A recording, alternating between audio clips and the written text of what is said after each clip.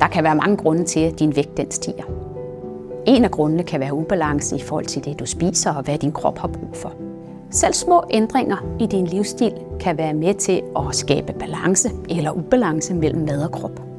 Balance er en vigtig del i vejen til en sund vægt. At spise mad, der mætter, gør det nemmere at opnå balance.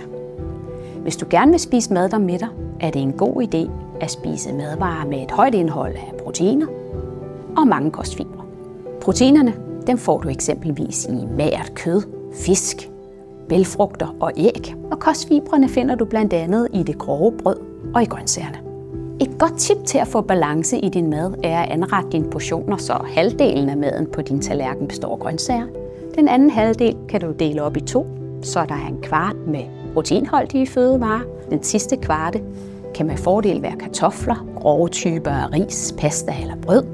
Og dertil kan du spise et par spiseskefulde sovs, dressing eller anden dybelse.